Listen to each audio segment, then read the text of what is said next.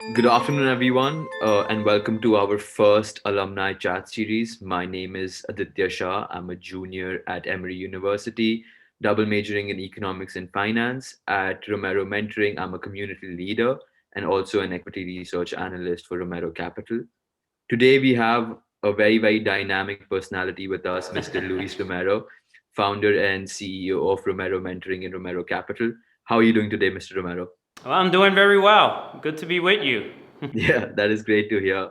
So, let's just dive into the conversation. And would you care to elaborate more on your professional journey, where you come from, and how have you reached where you are right now? Sure.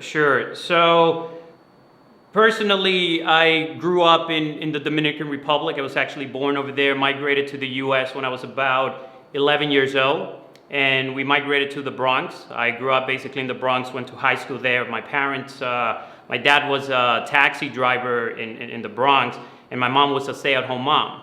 So it was an interesting and challenging environment, to grow up in and going to high school there. So I also went to college in the city. I went to Baruch. And in there, I got to be introduced to the world of finance. And as an undergraduate student, I was very involved with student clubs, a lot of extracurricular activities. Was fortunate enough to intern at a few banks on the sales side. And I was able to land a full-time job after I graduated working as an M&A analyst at Credit Suisse. So after I graduated, worked at CS for 2 years in their M&A team. And then I left and moved on to the buy side to 7 Points Capital.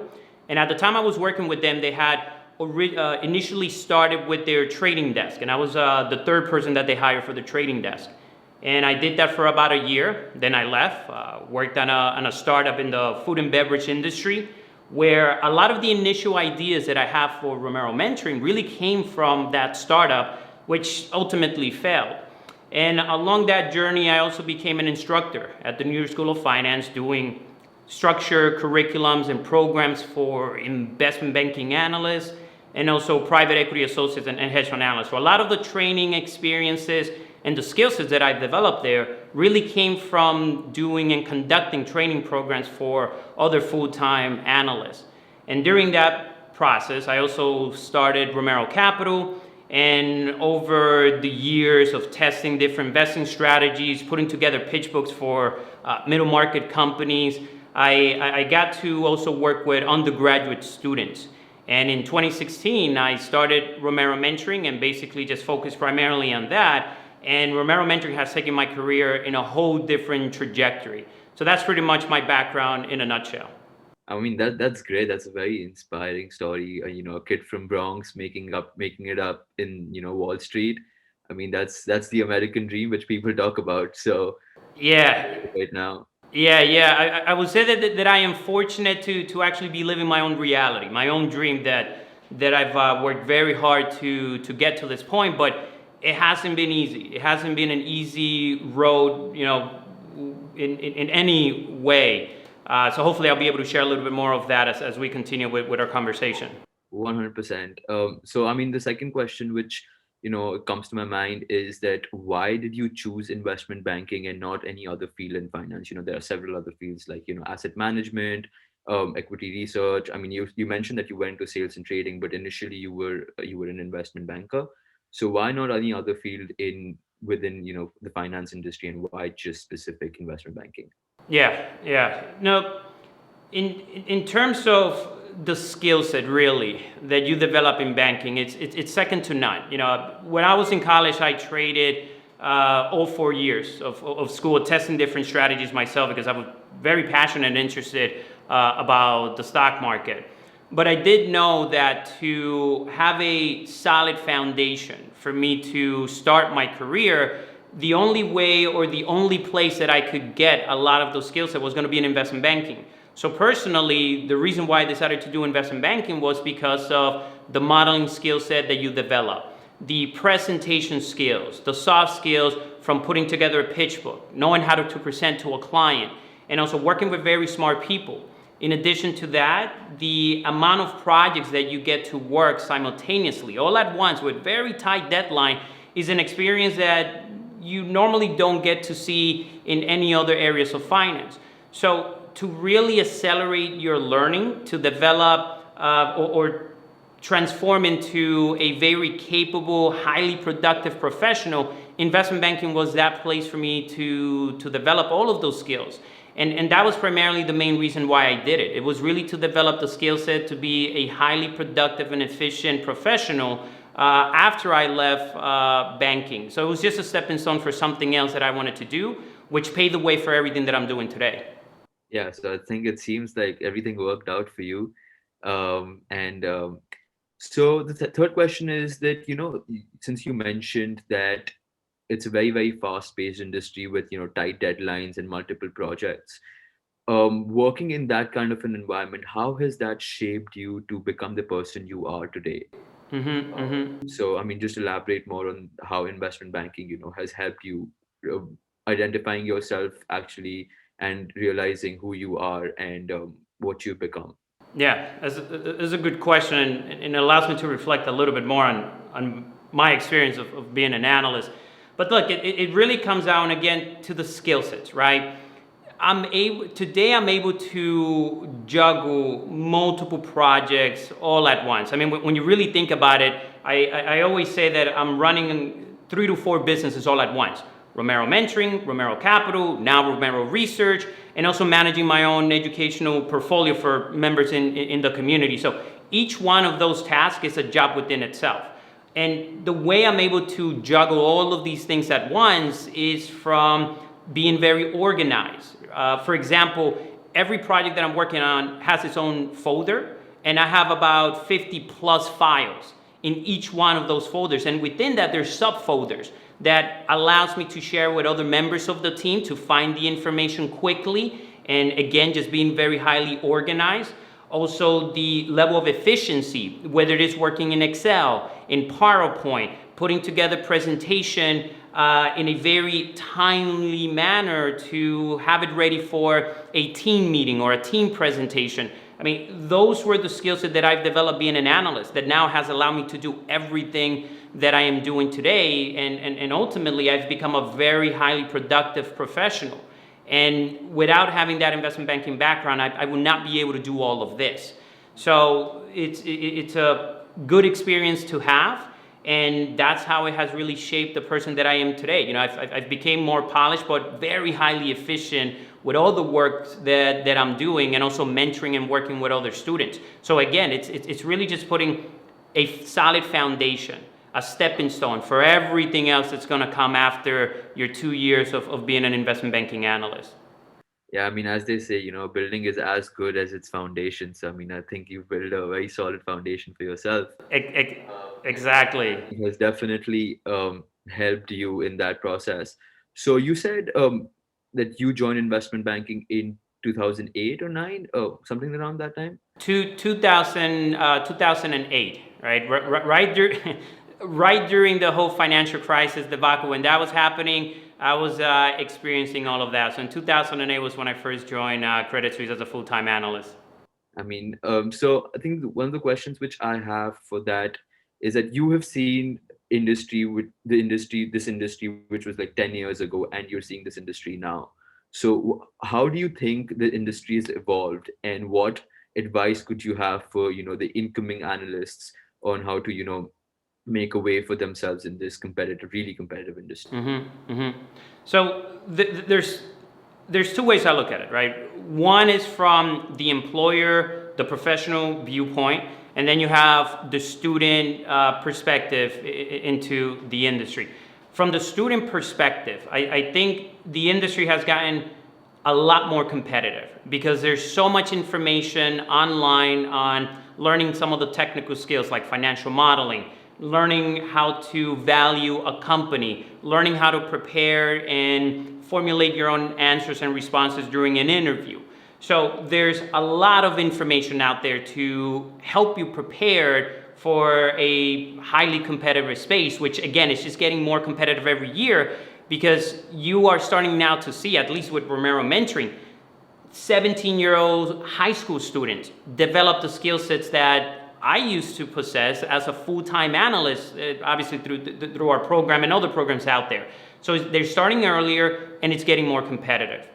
From a employer and professional standpoint, it's also getting more competitive to recruit talent because now you're competing with venture capital, you're competing with private equity and with hedge funds.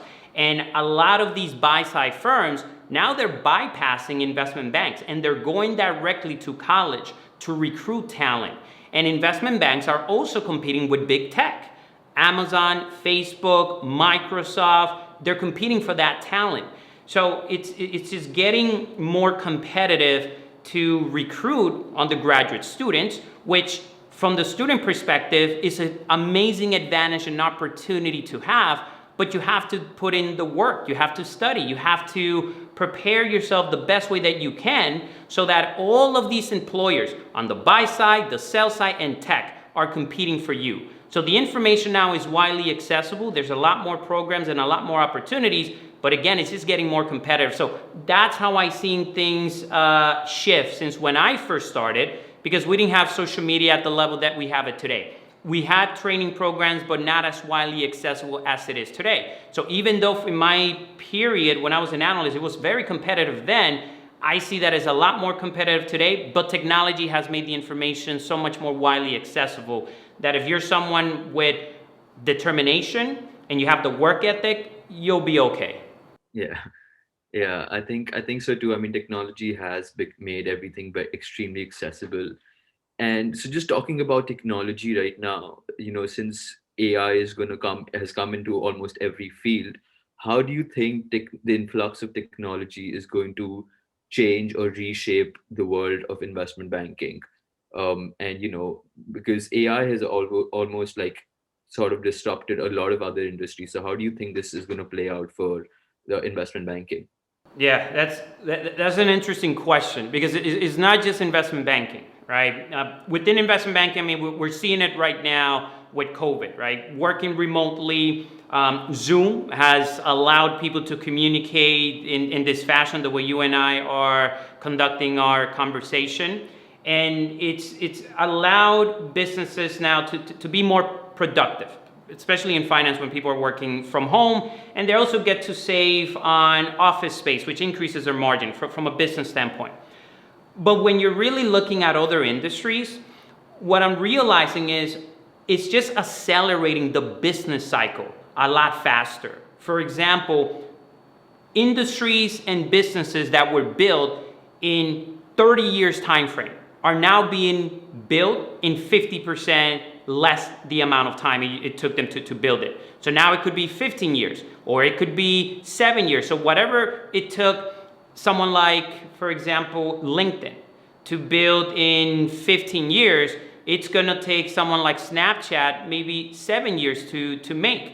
So technology is a big disruptor that just accelerates change. And social media is the viral effect that if you're doing something positive, if you have a good product, it's just going to accelerate your growth, requiring less capital. So it's less costly, and technology has just accelerated the process. So, and also the amount of people that it would require to create something is also less. So things become more efficient, a lot faster, and requires less amount of capital. So we live in a world where there's just tremendous opportunity for the people that are ready for it and the people that are taking the risk and also know what they're doing. So that's how I see technology, including AI, disrupting industries, that when you really boil it down to about 3 areas is efficiency, speed, much faster, and less capital. I think those 3 things are where AI and technology is really changing the game, whether it's in finance, whether it's in tech, in any part of our economy. Yeah. I mean, I think because of Zoom, I think I'm willing to change my university and my resume from Emory to Zoom University because of the way things are going. So, that's that's quite interesting. I wouldn't be surprised if Zoom has some product managers thinking about that idea. I would not be surprised if they come out with their own university and then they'll hire some instructors and establish their own online course, and right there they can penetrate the educational industry. That's I should interesting. probably email them with this idea probably. So just talking about disruptions out here, I read about, I mean, since I'm working at Romero Mentoring it myself, I think this is also a very, very disruptive program. So would you, let's just shift gears and just talk about what really Romero Mentoring is, and just get into the nuts and bolts of it, So, Yeah. yeah. Yeah. So, in a nutshell, Romero Mentoring is simply an education and mentoring platform that provides opportunity to undergraduate students and also graduate students that are pursuing careers in investment banking, hedge fund, private equity, just finance in general. And we started first with our flagship product, the Analyst Prep program, back in 2016 with 4 students.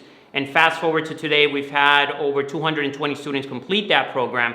And now our platform has over 350 plus students and it's growing. And essentially, the Analyst Prep is broken down into 3 phases, right? The first phase is developing your technical skills, financial modeling, valuation. In phase 2, you're learning more of the soft skills, how to put together a pitch book, how to put client-ready work or create client-ready work, as we like to say in the industry, with best practice and knowing how to format and present the information to a client and also provide your own opinion. And lastly, in phase 3 is the internship. So after you successfully complete the training, then you advance to the internship where you're giving a high level of responsibilities. And you're also getting to work with other analysts within the program where you are creating the models, the valuation, industry due diligence, and you're essentially putting together the exact same level of work that investment banking analysts, hedge fund investment analysts are putting together, and it just accelerates the process. So what I find, remarkable is that we have 18-year-olds, freshmen, doing the same level of work that I was doing when I was a full-time M&A analyst. It's just remarkable, and it's something that I'm pretty proud of to say that we've been able to accomplish that.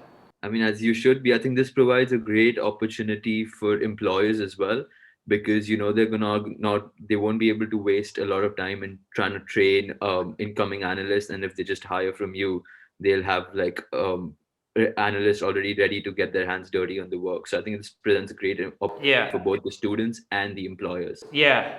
It's interesting that you say that because when I first started Romero Mentoring, it was around that point, right? My main pain point when I first started Romero Capital was that I started working with undergraduate students. I would give them an internship, and when I would give them responsibilities of creating an entire investment presentation, they weren't able to do it. So there was a skill gap between what they're learning in academia and what I was expecting as a professional in the real world for their work product or their work quality.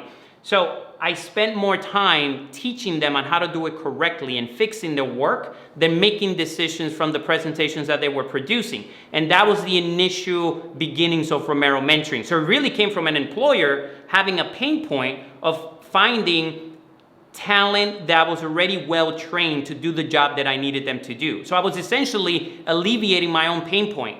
And as you basically alluded to, it's a good reliever or solving that challenge, solving that pain point for employers, which, by the way, we have ideas later in the future as we continue to grow to perhaps bring employer to access our talent pipeline and see what we've done over the last 5 years. Yeah, I think no employer should shy away from this opportunity because it just makes their work easier. So, right now, to just think about, is walking through your journey, you were a kid from Bronx, got a really, really good job at a very high, fast-paced industry, or you were learning a lot.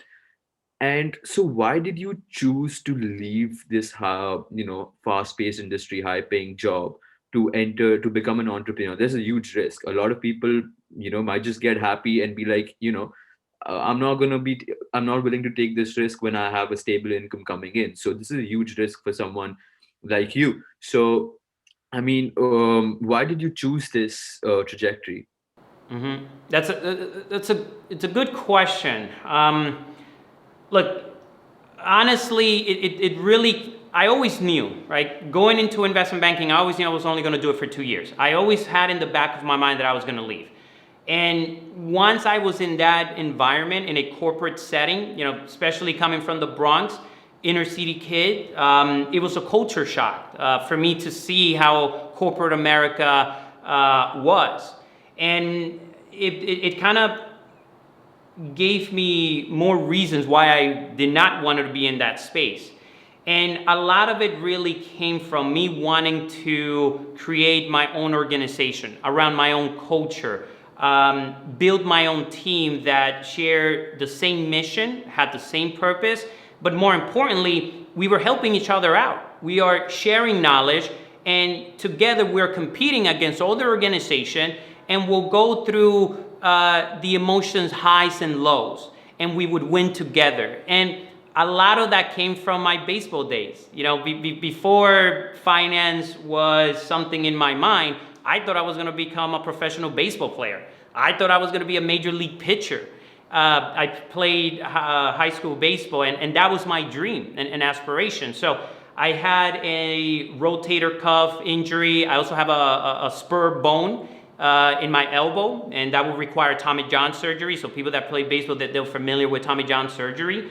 And that was when I decided, look, I'm not going to go through surgery, the whole rehab process to fight my way back. I decided just to focus and channel all of that competitiveness, all of that drive into finance.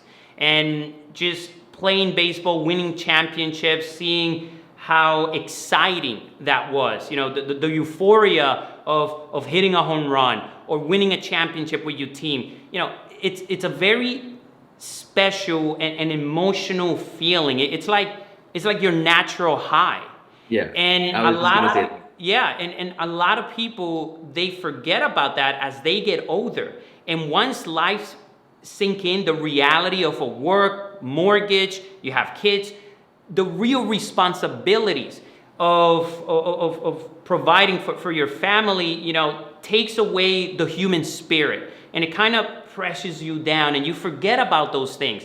And I never forgot about those feelings. And those were the real reasons why I left investment banking, because I wanted to create my own organization, my own platform, create opportunities, share my knowledge, and build a team around that so that I can relive those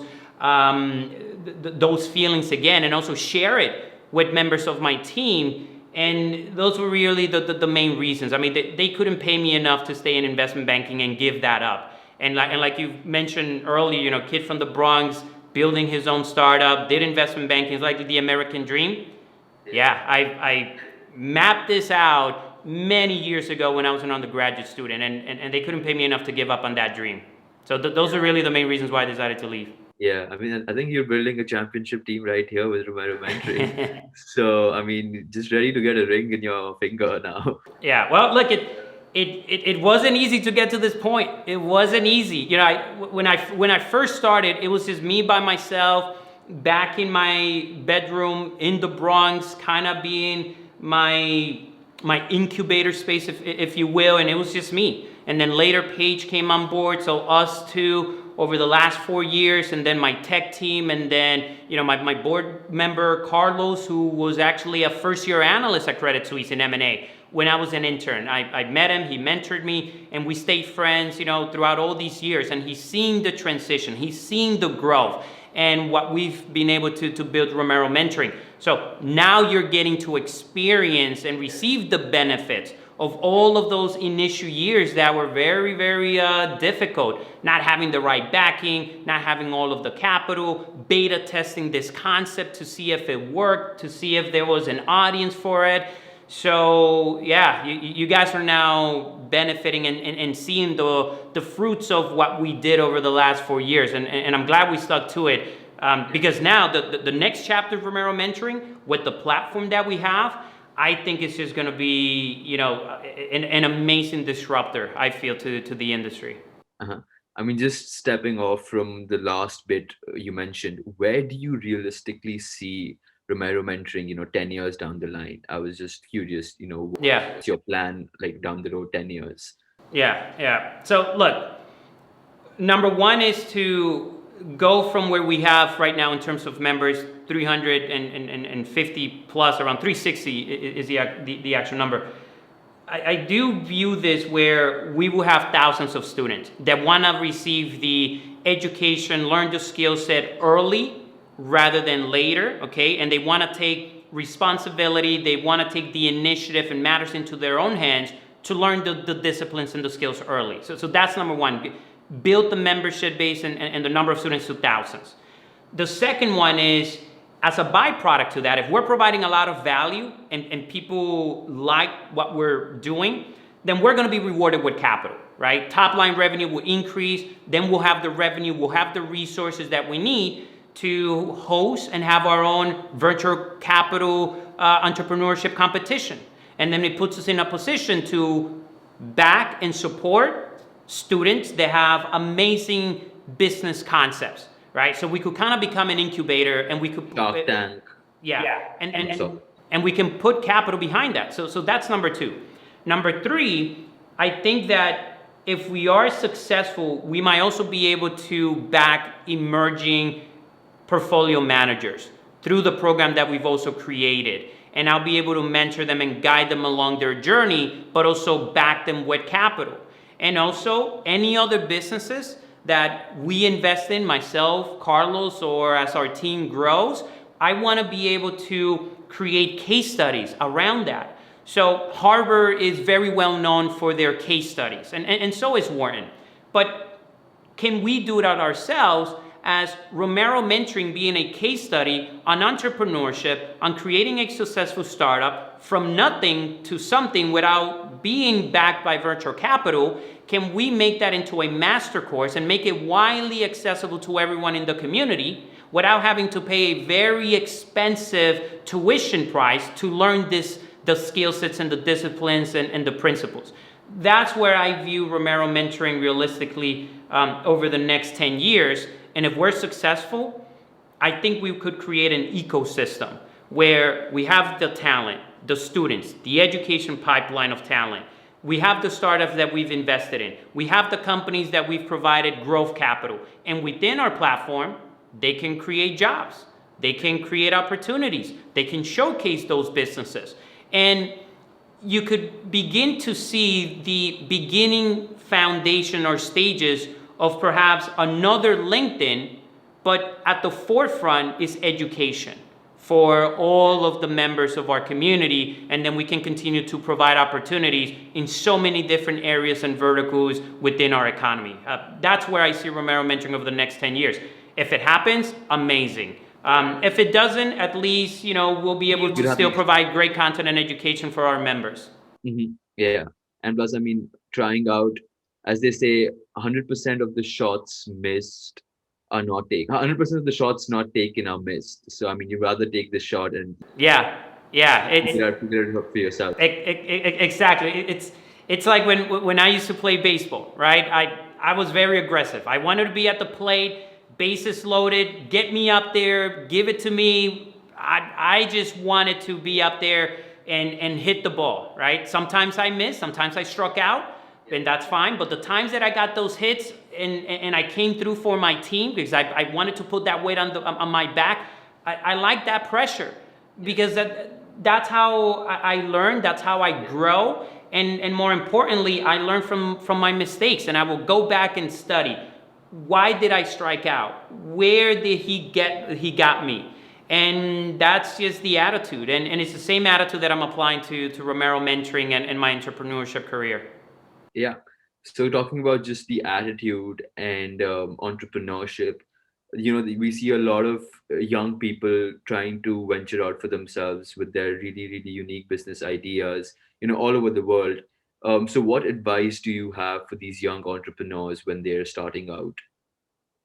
That's an interesting question because I use myself as a tool and as a case study to make mistakes and do things right, and then teach what I've learned from my own journey.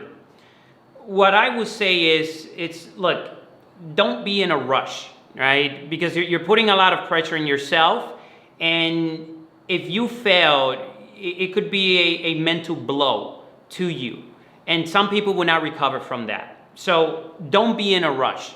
I think the most important thing that young entrepreneurs can do is to give themselves time to develop the skill sets, the disciplines, gain the right experience to prepare them for the task of becoming an entrepreneur. Because this is not easy. Being an entrepreneur, it's not easy. I mean, you There's a hear lot of risk stories. involved. Yeah, you hear stories and you look at other individuals and says, look, you have to be crazy to embark on a journey where you don't have a guaranteed, you don't have a steady paycheck, and you are working day in and day out to give yourself the opportunity to succeed. And even then, it's not a guarantee. So the things that you can do to increase your chances of success, for example, learn financial modeling because it would allow you to forecast the revenues of the business. Learn how to do industry due diligence. What's your addressable market? Where would you be if you can gain 1% or even less than 1% of that market? But more importantly, how can you get one customer and one client? Number two, learn how to put together presentations in the event that not because you need to go out and raise capital, but for the people that you're going to recruit, inspire, and share your longer term vision. Learn how to create a presentation that is cohesive, concise, and shows every step of the process of where you guys are today, where you're going to be next month, in the next quarter, 3, 4, 5, and 10 years from now. That is a very important skill set to have. Also, learn how to do industry research. What's your competition? What are their products? What do they good well? And what do they do poorly? What areas can you fill into this entire market? Also, how are you going to develop your distribution pipeline of leads for your customers? Then you get into marketing, advertising. Then there's management, and then dealing with multiple personalities when you're trying to build a team. Those are a lot of disciplines that you only learn with experience. And I see that a lot of young entrepreneurs, they're just rushing through it. And that's why when you look at the success rate for startups and entrepreneurship is very high. I mean, within 5 years, I think the statistic is between 80 to 90% of startups fail. Yeah. Think about that. 80 to 90% of startups within 5 years, they fail. So no one in their right mind will leave a high-paying job, a comfortable life to embark on that journey. I mean, you either have to be obsessed, stubborn, you have to also have an incredible amount of belief in your abilities to pull it off. Because, I mean, sometimes I have these discussions with Paige and I say, man, I would not want this lifestyle for anybody because this is not easy. But I enjoy it. I actually love it. I enjoy the pressure because it makes me a better person. It makes me identify my own blind spots. So that's number one. Yeah. Learn the right discipline. The other thing is to understand that you don't have all the answers. Your customers will give you the answer if you just ask them, right? What are you doing well? What you're not doing correctly? And what can you do to improve their overall experience? And also understand that there's no guarantee. You could stay up all night studying for an exam and you can get an A in academia, in an educational setting, and you got that correctly. Okay. But that doesn't translate in the real world. That doesn't translate in entrepreneurship where you are analyzing, strategizing, coming up with ways to improve your business, to generate revenue, and you formulate a very compelling argument, a very logical decision-making process that everyone in your team agrees with it. Everyone's on board. But until you test that, you're not going to know if you're right or wrong. And chances are that you're going to be wrong. Yeah. So there is no guarantees in this business. So I think it's a long response to your initial question. But I think for our young entrepreneurs, learn the skills early, learn the disciplines early. Don't be in a rush and give yourself time to mature, time to have the experiences that you need that would better prepare you to be an entrepreneur, which ultimately increases your chances of success. Mm-hmm. So I think I mean that's great. That's very very inspiring. But I think one of the key parts which I took out from this conversation was that apart from developing the skills, the necessary skills, that mindset that hunger and that determination and that belief in yourself is what's really important. And you can't actually figure it out until and unless you know yourself really well. So I think for a person, if he's venturing out, he should know if he has that appetite to, take on so many risks, take on so many challenges. And if he doesn't, he should find out ways or improve upon it. So what do you think about that? Yeah, no, I think that's a very important point. You have to know yourself also. You need to know who you are as a person. And look, when you're young, there's so much distraction, there's so much noise that you don't know how to separate the good information from the bad information. And it's just coming from so many ways. And even amongst your own circle, amongst your own friends, Yeah. have a huge influence in the decisions that you're making, because either you want to be accepted, you want to have those friendships, and you want the status, you want that approval because it feels good, right? It strikes your ego, right? It strokes your ego. But you have to be aware of that, because if you're not aware of it, those are the pitfalls and landmines that can lead you to a really wrong path, that when you realize it, it might be after you graduate. It might be 5 years into your career or 10 years into your career. And when you look back, what have I done over the last 10 years? I'm not happy. I've made money, but I'm in a position where I'm not happy. It cost me relationships. And how did I get here, right? And if you are aware of that early on, I think you can make better decisions that are in line and in sync with who you are as a person internally. And one of the ways to do that, I think, is, look, take a personality test, learn about psychology, learn about how the human brain works, and have a good support system around you, good friends that have no egos. And these are conversations that I actually have with some of my professional friends, and they ask, when they look at my personal relationship and also with my significant other, how did you guys get to a place where you guys are vulnerable with one another and you have a good relationship? I said, look, there's no egos here. I'm vulnerable, and I know I'm human. I know I'm imperfect.